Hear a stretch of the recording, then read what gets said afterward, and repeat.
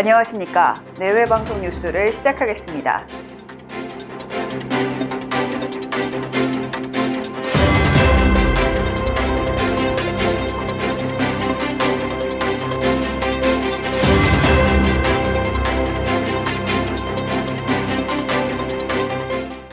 일본군 위안부 피해자 이용수 할머니가 오늘 위안부 문제를 국제사법재판소에 넘길 것을 정부에 촉구하는 기자회견을 가질 예정입니다. 정의연 회계부정 의혹 폭로 이후 약 9개월 만에 기자회견인데요.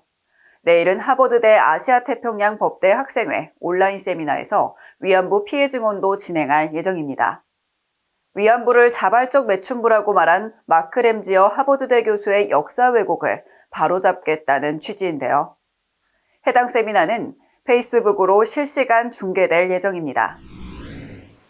이용구 법무부 차관의 택시기사 폭행 사건 담당 수사관이 입건됐습니다. 서울경찰청 청문수사 합동진상조사단은 서울 서초경찰서 A경사를 특정범죄 가중처벌법상 특수직무유기 혐의로 입건해 수사 중이라고 밝혔는데요. 유죄가 인정될 경우 1년 이상의 무기징역에 처합니다. 이 차관은 지난해 11월 서초구 자택 앞에서 술에 취한 자신을 깨우는 택시기사를 폭행했는데요. A경사가 블랙박스 영상을 못 본 것으로 하겠다며 사건을 내사종결하면서 이 차관은 입건되지 않았습니다.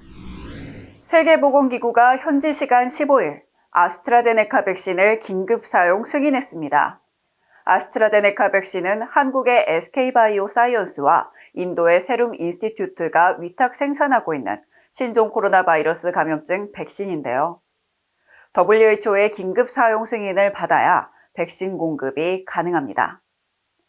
WHO 측은 백신이 서로 다른 두 시설에서 제조되는 만큼 검토와 승인에 시간이 걸렸다고 말했는데요.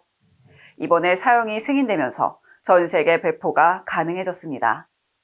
한편 WHO는 18세 이상 연령층에 해당 백신 접종을 권고했고 63%의 효능을 갖춘 것으로 평가했습니다. 정부가 민간의료기관 아스트라제네카 접종 비용 일부를 국민건강보험 재정으로 충당하는 것을 검토 중입니다. 접종비의 30%만 국비로 조달하고 70%는 국민이 지출하는 건강보험 재정에서 충당하겠다는 건데요.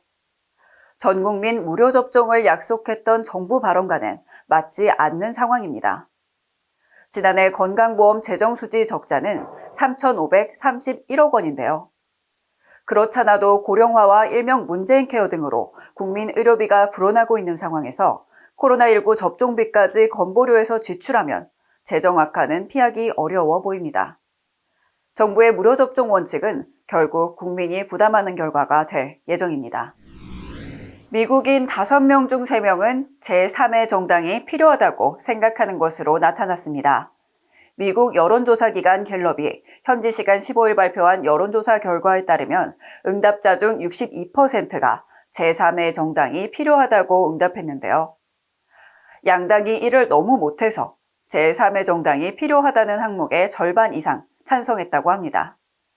2003년 10월부터 같은 내용으로 조사가 이뤄진 이래 가장 높은 비율의 찬성이라는데요.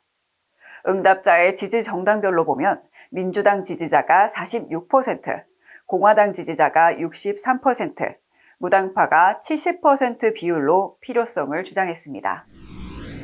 갤러리 조온이 오는 26일까지 소품 락키전을 개최합니다. 올해로 5회차를 맞이하는 소품 락키전은 인기 작가의 작품을 합리적인 가격에 소장할 수 있도록 마련된 전시인데요. 팬들로부터 한남동의 아트페어, 작은 키아프라는 별명을 얻기도 했습니다. 이번 전시에는 데이비드 호크니와 윤하 등 38명의 작가가 참여했는데요. 세계적 대가의 작품과 떠오르는 신진 작가의 작품까지 100여 점에 달하는 수작이 마련되어 있습니다. 한편 이번 전시 수익금 일부는 자선단체에 기부될 예정입니다. 전국 지역에 한파주의보가 내려졌습니다. 아침 기온은 영하권으로 뚝 떨어져 퇴근길도 벌써부터 걱정이 되는데요. 얼마 남지 않은 추위, 감기 걸리지 않도록 조심하시기 바랍니다. 뉴스 마치겠습니다. 지금까지 시청해주신 여러분 고맙습니다.